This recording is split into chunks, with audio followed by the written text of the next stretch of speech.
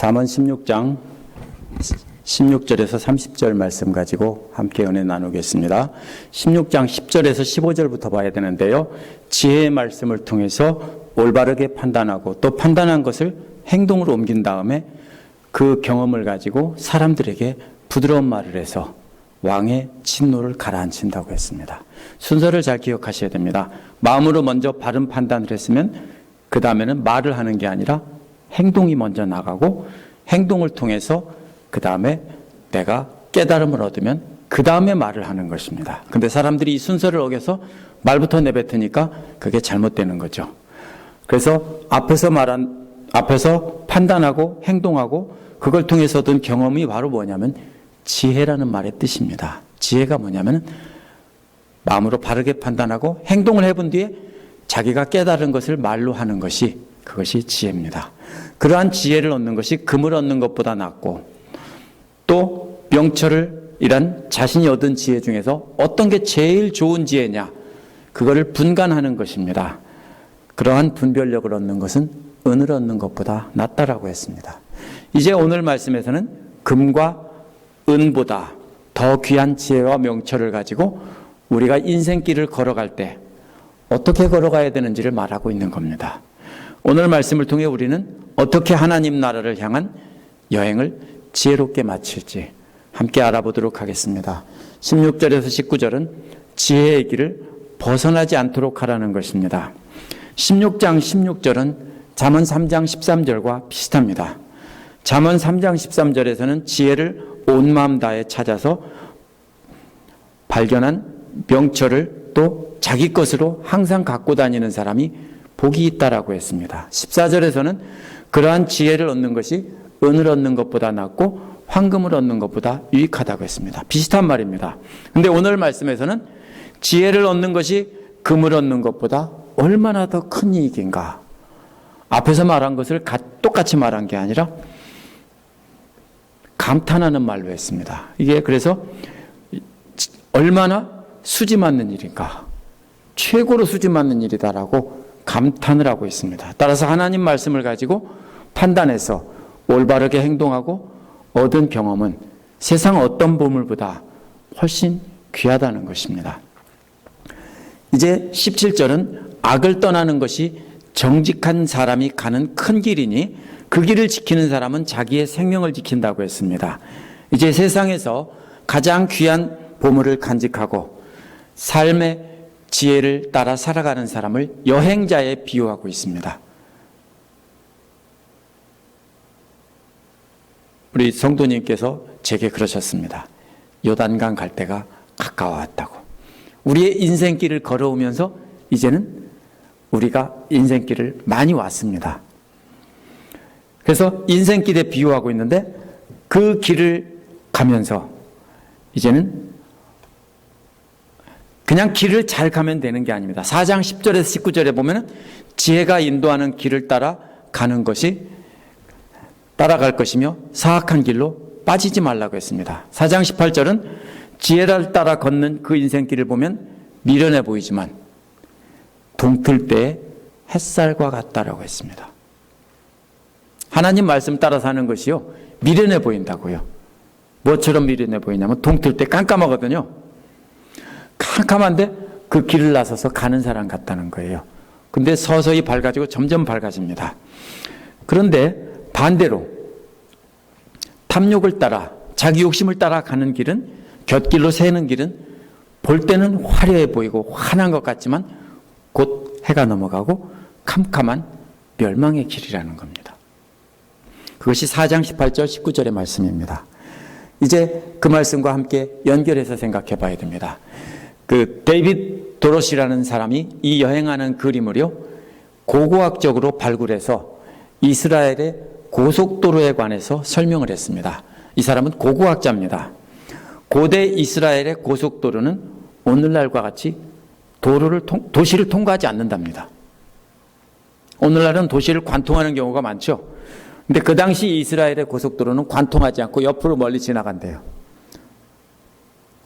아마 반드시 만들려고 그랬던 것 같아요. 빨리 지나가게. 그러면 도시를 가려면 새 나와서 도시에 들어가야 되는 겁니다. 마치 오늘날 하이웨이 엑싯을 빠져나가야 목적지를 가는 것처럼 예루살렘으로 가는 예배가로 드리러 가는 사람들은 가는 중에 수많은 이방 도시들을 만납니다. 하지만 거룩한 순례자들은 곁길로 빠져서 그 탐욕과 쾌락이 있는 도시로 들어가지 않고 그 길에서 잔다고 했습니다. 왜 안 들어갑니까?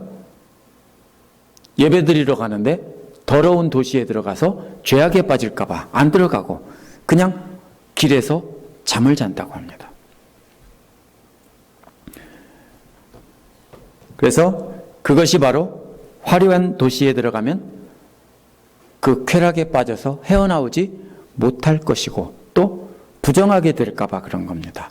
그래서 거룩한 여행자들은 예루살렘에 이르기까지 계속 그 길만 따라가서 예루살렘에 도착하는 것입니다. 이는 하나님의 지혜의 말씀, 즉 하나님의 계명들이 인도하는 길을 따라 판단하고 행동하며 인생을 걸어가는 자가 영원한 생명을 얻게 된다라는 것입니다. 이제 18절은 지혜를 따라 똑바로 걸으며 그 지혜의 길에서 잠도 자고 이러는 경건한 사람의 마음속으로 파고 들어갑니다. 이 사람은 탐욕으로 가는 도시로 엑싯으로 절대로 빠지지 않습니다. 그런데 거룩한 줄 알았는데 그 마음속에 들어가 보니까 놀랍게도 교만과 거만이 마음에 자리 잡고 있다는 것입니다. 왜 그렇습니까? 늘 하나님의 지혜의 말씀을 따라 잘 지키며 살고 도시에 가서 편안히 잘 수 있는데도 길바닥에서 험한 잠을 자면서까지 거룩하게 살려고 애를 쓰고 있는 사람입니다. 그러다 보니까 어떻게 됩니까? 자기가 대단하다고 생각합니다. 자기 믿음이 훌륭하다라고 생각합니다. 내가 주일도 한 번도 안 빠지고 11조도 꼬박꼬박 하고 내가 수십 년 동안 교회를 얼만큼 다녔어. 이렇게 하면서 그 안에 뭐가 들어있어요? 오래 교회 다닌 사람일수록 마음속에 하나님 잘 믿는 것 같은데 교만과 거만이 자리 잡고 있다고요. 앞에서 뭐라고 했습니까? 저울에 그림이 나왔는데요. 무거운 추로 자신을 재어서 높게 평가하고 다른 사람은 가벼운 추로 재서 하찮게 평가하는 것입니다. 이 저울은요, 막대기로 되어 있어서 어릴 때 보던 한약방 아저씨들이 약 달고 하는 그런 저울입니다. 어떻게 합니까? 추를 거는 데에 따라서 그 재는 무게의 양이 달라지겠죠. 자기는 어떻게 재요? 무거운 추 걸어놓고 자기는 이만큼 나간다라고 하고 남은 가벼운 추로 재서 함부로 여기는 겁니다. 그게 교만과 거만입니다. 그런데 그 추는 가짜 추입니다. 교만과 거만은 둘 다 높다는 뜻입니다. 그러나 교만은 주로 하나님 앞에서 자기를 높이는 행위를 말하고요. 거만이란 사람들 앞에서 자기를 높일 때 씁니다. 역시 17절에 여행하는 그림이 18절에서도 숨겨져 있습니다. 18절에 파멸이라는 말은 길을 가다가 걸림돌에 걸려서 넘어진다는 뜻입니다. 탐욕의 도시로 가지 않고 빠져나가지 않았습니다. 거룩한 길을 따라 계속 걷고 있습니다. 그런데 넘어진다고요. 왜 넘어져요? 교만과 거만 때문에 거룩한 길을 가면서 넘어진다고요. 멸망이 따른다는 말은요, 도자기가 길바닥에 떨어져서 박살나는 그림입니다. 명나라 때 멋진 도자기를 갖고 있는데 고양이가 올라와서 떨어뜨려가지고 박살났다고 생각해 보세요. 아깝겠죠? 우리의 거룩한 신앙이 내가 그렇게 나 자신을 열심히 신앙생활하며 열심히 기도하며 열심히 헌금하고 전도도 하고 이렇게 하면서 수십 년 동안 열심히 살아왔는데 그 속에 뭐가 들어있어요? 자기가 하나님보다 높아요. 사람들 앞에서 자기가 최고 높아요. 그러다 보니까 걸림돌에 걸려서 명나라 때 도자기가 박살나는 것처럼 박살난다고요. 이처럼 오직 지혜의 길만 걸어가는 거룩한 사람도 그 마음속의 교만과 거만 때문에 걸려서 질그릇처럼 도자기처럼 박살난다는 겁니다. 오늘날 식으로 비유한다면 고속도로를 따라가다가 갑자기 앞차에서 타이어가 하나 빠집니다. 근데 그걸 잘 보지 못해서 차가 뒤집어지고 박살나는 그림입니다. 운전자도 죽고 차도 폐차되고. 잘 가고 있다고 생각했는데, 나는 길을 벗어나지 않았는데 걸리는 것을 보고 피하지 못하고 그냥 가다가. 그러므로 영생을 얻는 길은, 길을 벗어난 사람들은 이건 따질 필요도 없고요, 길을 똑바로 가고 있는 사람들도 문제라는 겁니다. 어떻게 문제예요? 똑바로 가긴 가는데 눈을 높이 들고 교만과 거만을 떨면서 발밑에를 안 본다는 겁니다.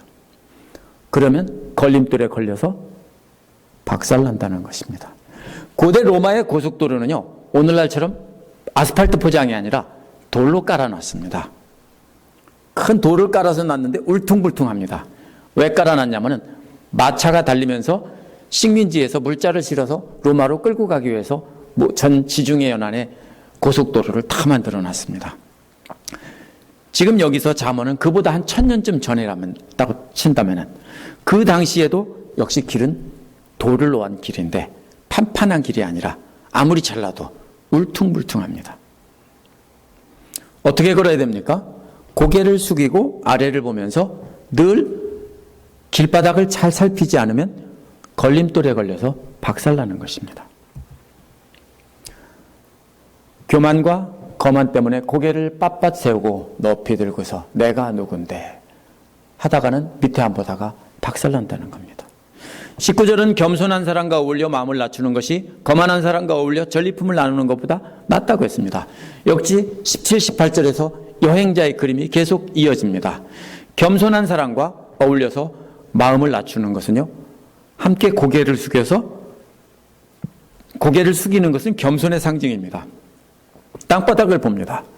그리고 길을 보면서 걸림돌이 있나 잘 보는데 길동무와 함께 걷는데 내가 미쳐보지 못했는데 길동무가 야, 너 옆 발밑에 조심해라고 얘기해주면은 딴 생각하다가 안 볼 수 있죠.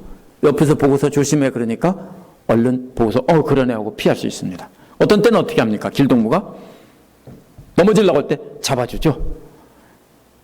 그렇게 된다는 겁니다. 그래서 같이 겸손하게 길을 잘 살피며 걷는 길동무와 함께 걸으면 그것이 전리품을, 거만한 사람과 전리품을 나누어서 한아름 끌어안는 겁니다. 얼마나 좋겠어요. 값비싼 보물을 이만큼 끌어안고 걸어갑니다. 그런데 어디가 안 보여요? 발밑에가 안 보여요. 그러다 넘어져서 박살납니다. 죽습니다. 그렇다면 차라리 어떤 게 낫다고요? 겸손한 사람과 어울려서 마음을 낮추고 겸손히 사는 것이, 그 길동무와 함께 손잡고 길을 보면서 가는 것이, 거만한 사람과 함께 엄청난 보물을 나눠서 끌어안고 가다가 발밑에도 못 보고 넘어져서 코가 깨지는 거, 머리가 깨지는 것보단 낫다라는 겁니다.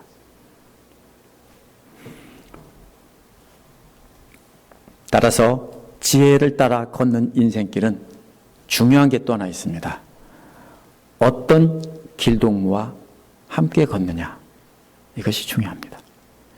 겸손한 길동무와 함께 걸으면 서로 알려주고 잡아줄 수 있지만 탐욕스러운 길동무와 함께 걸으면 그 길동무가 나눠주기는 합니다. 그런데 그 나눠준 보물 때문에 발밑을 보지 못하고 걸려 넘어지게 된다는 것입니다. 이게 무슨 비유입니까?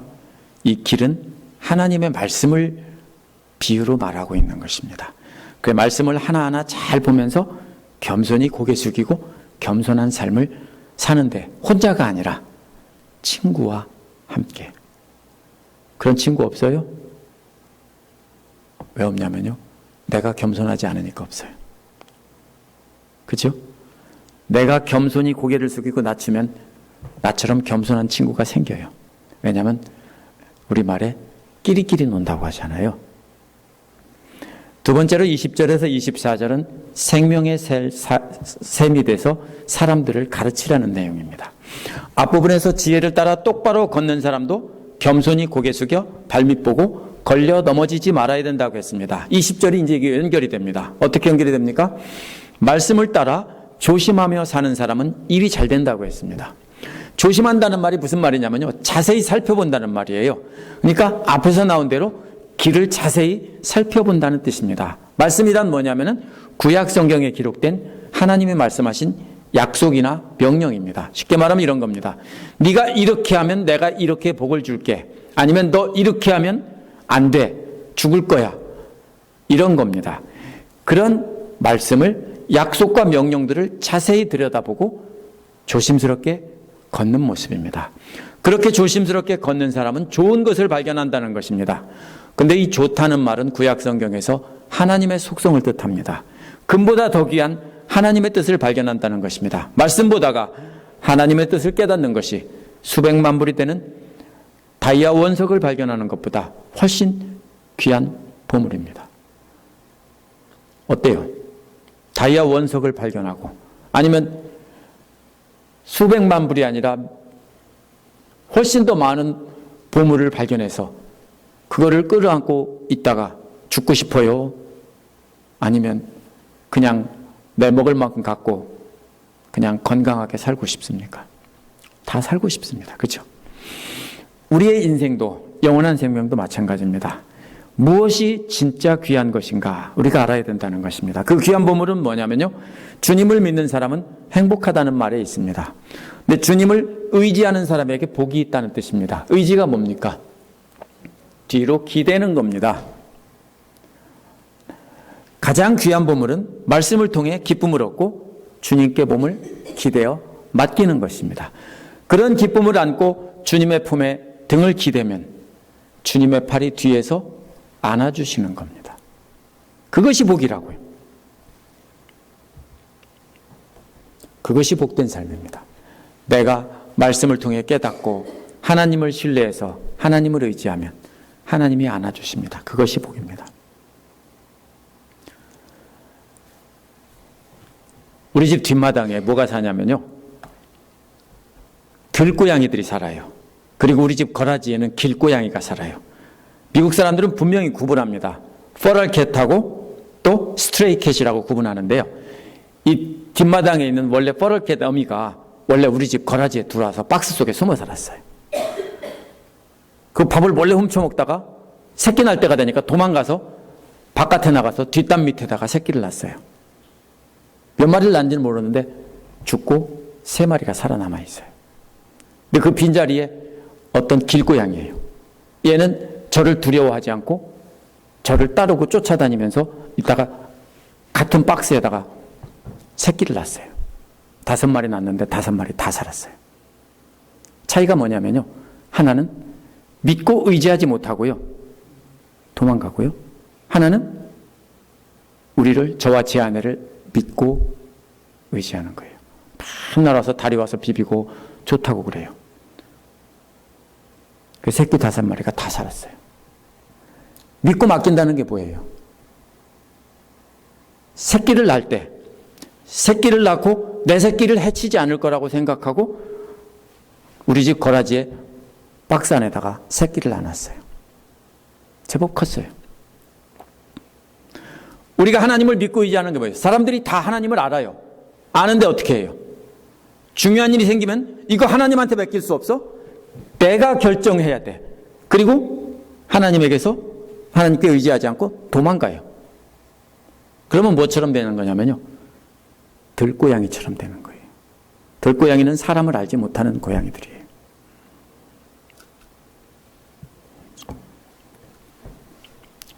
(21절) 앞부분은요, 마음이 지혜로운 사람은 명철하다고 했습니다. 마음이 지혜로운 사람이란 하나님의 약속과 명령들을 잘 살피며 걷다가 최고로 귀한 보물인 하나님의 뜻을 발견하고 그것을 마음에 간직하는 사람입니다. 이런 사람은 그 말씀에 따라서, 간직한 말씀에 따라서 하나님께서 주신 약속과 명령 안에서 보물을 발견합니다. 그리고 그 보물을 사람들에게 증거를 합니다. 그래서 사람들은 명철하다라고 평가하는 것입니다. 이와 짝을 이루는 말은 말이 부드러우면 더욱 많은 지혜를 가리킨다고 했습니다. 마음이 지혜로운 것과 짝을 이루는 것은 말이 부드러우면입니다. 말이 부드럽다는 말은 원어에서 달콤한 입술이라는 뜻입니다. 그런데 유혹하는 입술이 아니고 입술 위에 항상 문지기를 지켜두었다가 쌍스러운 말, 거친 말은 못하게 막고 듣기 좋은 귀한 말, 지혜로운 말만 전하니까 달콤한 입술이라고 한 것입니다. 달콤한 입술은 절대로 말을 듣기 좋게만 한다는 뜻은 아닙니다. 하나님의 보물 같은 지혜의 말씀을 전하면 그것이 바로 달콤한 입술인데, 그러면 더 많은 지혜를 가르친다고 했습니다. 무슨 말이에요? 지혜를 가르칠 수 있는 능력이 점점 더 늘어난다고요. 내가 깨닫고 행동해보고 가르치고, 또 깨닫고 행동해보고 가르치고, 함께 손잡고 가다가 너 발 조심해 하고 알려주고, 이렇게 가르쳐주다 보면 지혜가 점점 늘어나서 가르치는 능력도 점점 늘어난다는 뜻입니다. 22절은 명철한 사람에게는 그 명철함이 생명의 샘물이 되지만이라고 했습니다. 명철함이란 그 명철함을 소유한 사람에게는 생수가 흘러 넘쳐는 샘물이 된다, 이런 말입니다. 명철한 사람이 속한 공동체 사람들이 샘물을 마시게 하고 그들을 살아나게 하는 샘물이 된다는 것입니다. 사실 한국 사람들에게는, 또 미국 사람들에게는 샘물이라는 말이 그렇게 귀하지 않습니다. 아무데나 몇 길 파면 다 물이 나옵니다. 그렇죠? 한국도 어디나 파면, 깊이만 파면 다 물 나옵니다. 근데 이 이스라엘에서는요, 물 찾기가 하늘의 별 따기입니다. 아무데 파도 안 나옵니다. 물이 있는 수맥을 찾아서 정확히 파야 되는데, 샘물 하나 차지하고 있으면 뭐가 되는 거예요? 부자입니다. 그물 퍼서 농사 짓고, 그물 퍼서 양도 키우고 할 수 있으니까 부자입니다. 그래서 야곱의 샘을 대대로 유산으로 물려주는 겁니다. 그만큼 귀한 거예요. 바로 그걸 생각해야 됩니다. 명철함을, 하나님의 지혜인 명철함을 소유한 사람에게는, 이런 사람은 생수가 흘러넘치는 샘물이 된다고요. 주변은 다 사막입니다. 목말라 죽을 수밖에 없는 그 상황에서 그 사람들에게 물을 나누어주는 샘물이 된다는 것입니다. 누구를 살리는 겁니까? 나를 살리는 겁니까? 샘이 샘을 살립니까? 샘은 샘을 살리는 게 아니라 다른 사람을 살립니다. 그래서 그 공동체 구성원들이 살아나고 모두가 생명을 얻는 것입니다. 우리 성도님들을 통해서 자녀들이 그 샘물을 마시고 살아납니다. 남편이 마시고 살아나고, 또 우리 교회 다른 성도들이 그 샘물을 마시고 살아납니다. 요한복음 4장 14절에서 예수님은 자신이 영생에 이르는 샘물이라고 했습니다. 이제 우리도 그러한 샘물이 되어야 되는 겁니다. 입을 열 때마다 우리가 발견한 보물들을 증거하고 가르쳐서 사람들이 나로 인해서 생명을 얻게 해야 합니다. 그러나 반대로 어리석은 사람에게는 그 어리석음이 벌이 된다라고 했습니다. 원어는 어리석은 사람의 훈계는 어리석음이라는 뜻입니다. 어리석은 사람은 어리석음만 가지고 있기 때문에 그 어리석음을 가지고 훈계를 하지만 결국 어리석음이고 자신도 멸망하고 남도 망하게 한다는 것입니다. 예수님께서 뭐라고 했어요? 마태복음 23장 26절에서 소경된 바리새인들이라고 책망을 했습니다. 소경이 자기도 빠지면서 남도 함께 끌고 가서 빠진다고요. 세상의 훌륭한 학자들이 멋진 말을 쏟아내며 가르치지만 하나님을 알지 못하는 어리석은 자들의 가르침은 아무리 멋진 말들을 쏟아내도 헛된 것이고 소경된 인도자입니다. 23절은 마음이 지혜로운 사람은 신중하게 말을 하고 하는 말에 설득력이 있다라고 했습니다. 원어는 지혜로운 사람의 마음이 그 입을 신중하게 한다는 뜻입니다. 신중하게 한다는 말은 20절에서 조심한다는 말과 같은 말입니다. 발밑을 잘 살피며 조심해서 걷는 사람처럼 조심해서 말을 한다는 것입니다. 왜? 그 지혜의 가르침이 마음속에 있기 때문입니다. 그 가르침들만 조심해서 전한다는 것입니다. 사실 우리 마음에 지혜만 있는 게 아니죠. 다른 나쁜 생각도 있지만 그런 것은 나오지 못하게 하고 하나님의 지혜의 말씀, 내가 깨달아서 아는 말씀만 입으로 내놓는다고요. 그러면 어떻게 된다고요? 설득력이 점점 더해진다고. 왜? 저 사람은 하는 말마다 다 내게 귀하고 복된 말만 해. 그래서 꼭 필요한 말씀만 골라 하다 보면 그 말에 힘이 생기고 설득력이 늘어나는 겁니다. 말을 많이 한다고 설득력 있는 게 아니죠. 그래서 24절 앞부분에 보면 선한 말이 꿀송이 같아서 마음을 즐겁게 하고 라고 했습니다. 여기서 말이란 하나님의 약속이 담긴 말입니다. 선하다는 말은 기쁨이라는 뜻입니다. 기쁨이 담긴 약속이니까 하나님의 축복의 약속입니다. 놀라운 보물 같은 말씀을 발견하고 전한 사람은 이제 그 말씀을 듣고 순종하는 자들에게 축복의 약속을 전하는 것입니다. 그런데 그런 약속들이 꿀송이 같다고 했습니다. 그런 말씀에 영혼들에게는 달콤한 말씀이어서 그 몸의 중심인 뼛속까지 치료한다는 것입니다. 그래서 귀한 약속의 말씀은 영혼에게는 달콤하고 몸에게는 치료약이 된다는 겁니다. 근데 어디까지 치료해요? 뼛속까지 치료한다고요. 무슨 말입니까? 영혼이란 마음을 뜻합니다. 그 다음에 뼈는 뭐예요? 몸 중에서도 가장 깊은 곳에 있는 것입니다. 그 전체가, 그 사람 존재 전체가 다 영육간에 건강하게 된다는 것입니다. 이제 세 번째로 25절에서 30절은 그러므로 진짜 보물을 위해서 열심히 일하라는 말씀을 담고 있습니다. 그래서 앞부분에서 날마다 말씀을 살피며 말씀에서 보물을 발견하면 그 말씀이 몸과 마음을 치료해 준다고 했죠. 이제 16장 25절에서는 사람의 눈에는 바른 길 같이 보이나 마침내 죽음에 이르는 길이 있다라고 경고하고 있습니다. 14장 12절에서도 같은 말이 나왔습니다. 속기 쉬우니까 조심하라는 것입니다. 날마다 말씀 살피고 보물을 발견했다라고 생각하지만 사실은 보물이 아니라 멸망의 길일 수 있다는 것입니다. 무슨 말입니까? 진리인 줄 알고 이것이 하나님의 뜻인 줄 알고 말씀을 통해서 발견했는데 그것이 가짜일 수 있다는 겁니다. 왜요? 멸망의 길일 수 있다는 겁니다. 그것은 16장 18절 19절에서 나온 교만 때문입니다. 교만 때문에 날마다 말씀을 살피면서도 자신의 죄는 발견하지 못하고 교만 때문에 말씀을 드문드문 빼놓고 뭐라고 그래요? 띄엄띄엄 보기 때문입니다. 제멋대로 받아들입니다. 그래서 말씀을 있는 그대로 보지 않고 자기 맘대로 보다 보니까 잘못 보는 겁니다. 그래서 잘못된 길로 가는 겁니다. 자신은 그래서 잘하고 있다라고 생각합니다. 이만하면 됐지. 그게 교만이에요. 따라서 날마다 말씀 보고 보물을 발견할 때도 겸손히 자기를 낮추며 빠뜨리지 말고 진짜 보물을 꼼꼼하게 발견해야 됩니다.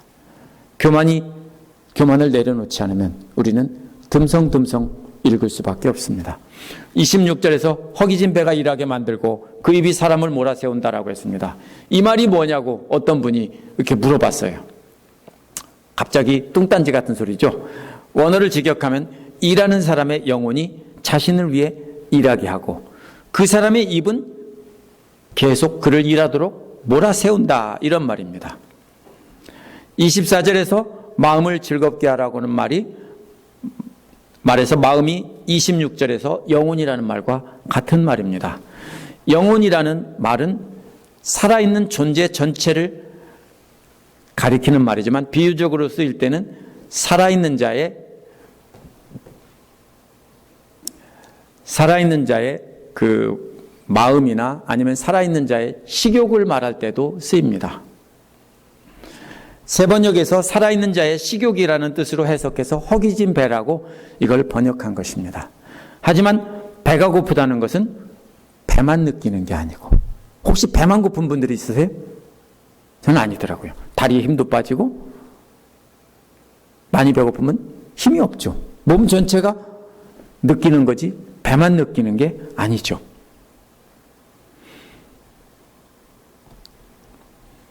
몸 전체가 느낍니다. 또 그 입은 계속 일하라고 몰아세운다는 것입니다. 왜? 일을 해야 먹을 게 생기니까. 배고픈데 일 안 하면 먹을 거 못 받으니까 열심히 일하게 한다고요. 따라서 앞에서 치료를 받았다면 그 다음에 뭐 하라고요? 일하라고요. 건강하면 일해야죠. 치료를 받았다면 건강해졌다면 그 다음에는 열심히 일해서 먹어야 건강하게 살 수 있다는 겁니다. 도대체 뭘 위해서 열심히 일하라는 겁니까? 조금 이해가 되실 겁니다. 20절의 말씀을 주의 깊게 살펴보라는 말씀과 연결해서 해석해야 됩니다. 여기서 느끼는 배고픔은 실제 음식 때문에 배고픈 것이 아니라 보석같이 귀한 하나님의 지혜의 말씀에 배가 고프다는 뜻입니다. 지혜로운 친구의 가르침을 받아서 치료를 받고 나니까 이제 영적으로 스스로 배고프다는 걸 느끼게 됐습니다. 그전에는 배고픈지 안 고픈지도 몰라요. 그러다가 치료를 받고 보니까 진짜 배고프다는 걸 알게 됐다는 거예요. 그래서 열심히 말씀해서 보물을 찾아 먹으려고 열심히 말씀을 공부하는 일을 한다는 뜻입니다. 열심히 말씀 읽고 그 속에서 보물을 찾고자 하는 갈망이, 의로운 사람이 바로 영적인 고기를 먹는다라는 뜻입니다. 27절은 갑자기 뚝 끊어진 것처럼 느껴집니다. 하지만 27절 앞부분에 불량한 사람은 악을 꾀한다라는 말은 원어에서 쓰레기 같은 인간들은 악을 파낸다라는 뜻입니다. 앞에서 의인이 하나님 말씀에서 보물을 파내려고 열심히 일하라고 그랬죠. 열심히 파내는데, 의인들은 보물을 파내는데 반대로 악한 인간들은 악을 파낸다라는 것입니다. 그리고 악을 파내기 위해서 열심히 일은 해요. 그래서 이어지는 말은, 그들의 말은 맹렬한 불과 같다라고 했는데, 원어는 그들의 입술에는 맹렬하게 타는 불이 있다는 것입니다. 열심히 파내서 맛있는 음식인 줄 알고 귀한 보물인 줄 알고 삼켰는데 어떻게 되고 있어요? 그 입에 불이 있다고요. 삼킨 게 뭐예요? 자신을 태우고 남도 태우는 불이에요. 악한 일을 위해서 열심히 일해서 말로 자기를 태우고 다른 사람도 태워버리는 그러한 불입니다. 이해가 되세요? 말입니다. 그게 보물인 줄 알고 마음속에 간직했다가 남 씹고 찢고 까불고 이렇게 하면서 막 하는데 그게 뭐를 태워요? 나를 태우고 그 불이 또 나와서 남을 태운다고요. 그게 보물인 줄 안다고요.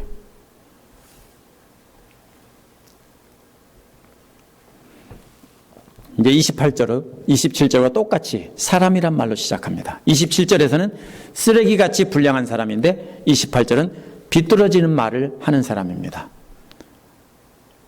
비뚤어졌다는 말은 뿌리는 원래 지진이 나서 땅이 갈라지고 건물들이 허물어졌는데 그 속에서 천연가스가 새 나와서 불붙은 것 같은 그런 모습입니다. 그림이 그려지세요? 지진이 났습니다. 땅이 갈라지고 건물이 다 허물어졌는데 땅 속에서 가스가 새 나와서 거기에 또 전기 같은 게, 전봇대 같은 게 전기줄이 끊어지고 하면서 합선이 되면서 불이 붙어가지고 아수라장이 된 것입니다. 이게 그런 모습입니다. 그래서 비뚤어진 말을 하는 사람은 다툼을 일으킨다고 했는데 말로 사람들 사이에 지진이 일어나서 갈라지게 하고 거기다가 불이 나오는데 아까처럼 입에 삼킨 조그만 불이 아니라 이번에는 땅에서 천연가스가 터져나와서 그냥 온통 불바다가 되는 모습입니다. 앞에서 불타는 것이 이번에는 훨씬 더 큰 불로 바뀌었습니다. 또 중상하는 사람은 친한 벗들을 이간시킨다고 했습니다. 중상하는 사람이란 구약성경에서 주로 은혜를 베푸시는 하나님께 대해서 중얼거리면서 불평한다는 뜻입니다. 앞에서는 누구와 갈라지게 했습니까? 사람들 사이를 갈라지게 하는 불을 던졌는데 이번에는 사람들만이 아니라 하나님께 불평을 해서 하나님으로부터도 완전히 분리되는 것입니다. 그래서 사람들에게 분리되고 하나님께 분리돼서 완전히 끊어져서 못쓰게 된 사람입니다. 29절도 역시 사람이란 말로 시작합니다. 이번에는 폭력을 쓰는 사람입니다. 이제는 말이 아니라 행동으로 계시를 한 것입니다.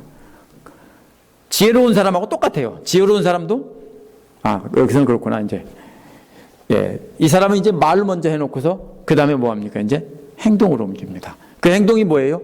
폭력을 쓰는데 폭력을 쓰는 사람은 그 이웃을 욱박질러서 좋지 않은 길을 가게 한다라고 했습니다. 원어의 뜻을 살펴야 알 수 있습니다. 욱박지른다는 말은요, 거짓으로 꼬인다는 뜻이에요, 사실은요.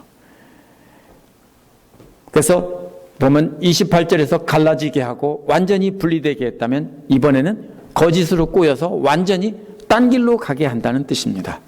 좋지 않은 길은 하나님과 반대가 되는 길입니다. 멸망의 길로 가도록 해서 이제는 하나님과는 완전히 멀어지게 한다는 것입니다. 이제 30절은 29절에 폭력을 쓰는 사람의 얼굴을 자세히 비추었습니다.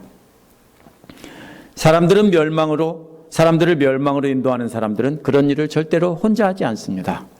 종로 3가에 좌판을 벌인 야바이꾼들이 혼자 하는 법이 없습니다. 몇 명이 모여서 자기는 이거 하고 다른 사람은 옆에서 돈 주고 받고 이렇게 합니다. 짝을 지어서 사람을 속이는입니다.